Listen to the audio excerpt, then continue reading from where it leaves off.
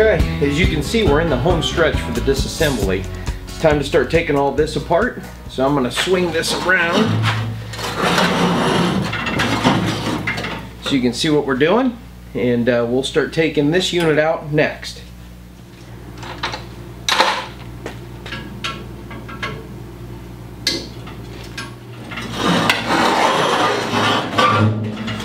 Okay.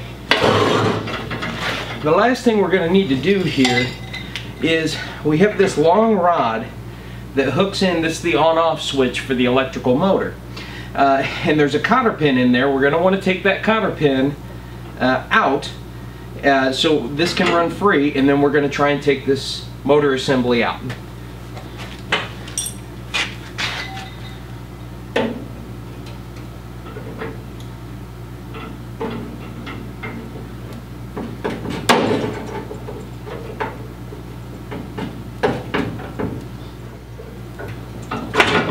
Now, that rod's loose.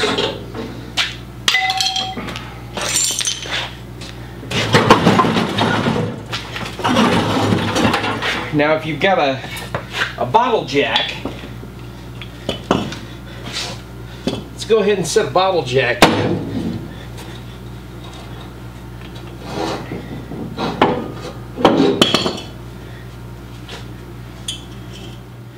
Okay, what we're doing is we're trying to lift this up a little bit. We're going to see if we can tilt it back and forth and wiggle it sideways so it'll all come out. Well, I had to move on to plan B here because I couldn't get the that mounting plate to twist around enough to get that motor freed up.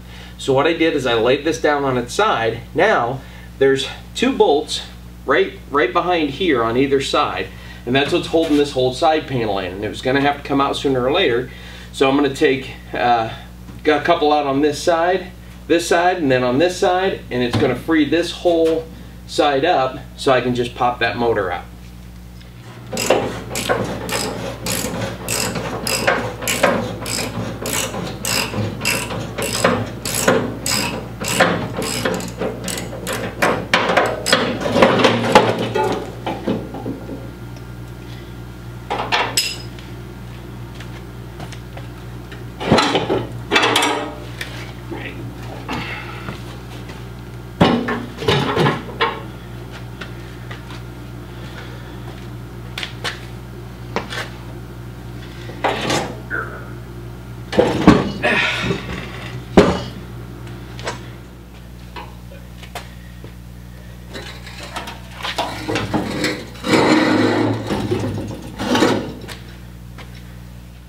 The last thing we're going to want to do is start getting that penetrating oil on all these screw heads that are holding on these side panels. And then we're also going to want to throw a little bit for all these cotter pins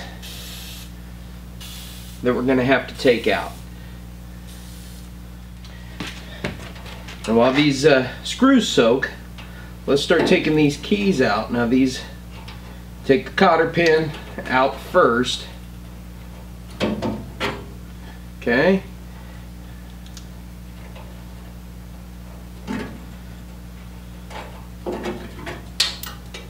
Okay, and then you have that back that just fell. Then you have a spring. You have a spring, and then you have another back, and then this key just pops right out. So back, a spring, and then your other back, and then your key fits right in there, and that's what holds this all together. Let's take all those out. Now these screws here are rusted out really good, and I'm not having any luck getting them loosened up. Now the manifold and the pump and all that stuff, I'm going to move it away here, and then I'm going to put a little bit of heat to these screws.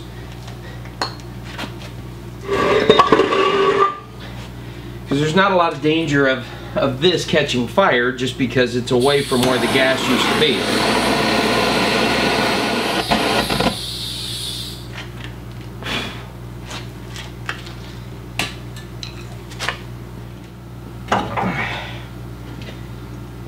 I may just have to grind these out, I don't know.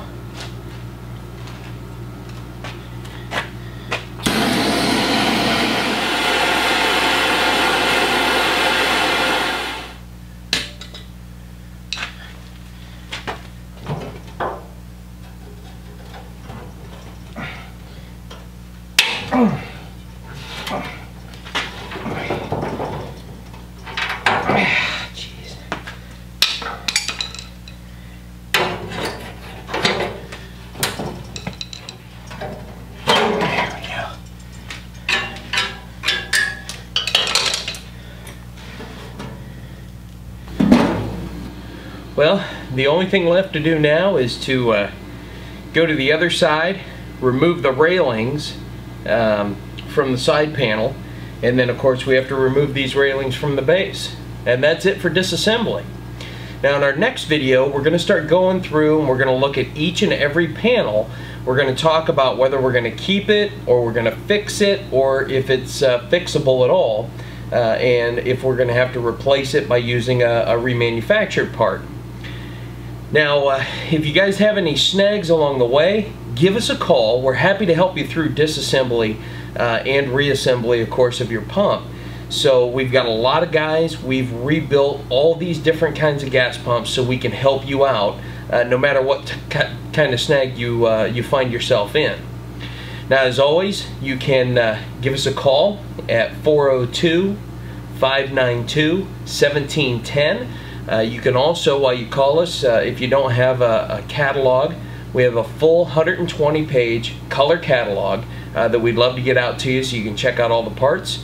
And you can also drop us an email at diane@gaspumphheaven.com, and you can hop onto our website and check out all our parts there as well at gaspumphheaven.com. Thanks again for watching. We'll see you in the next video.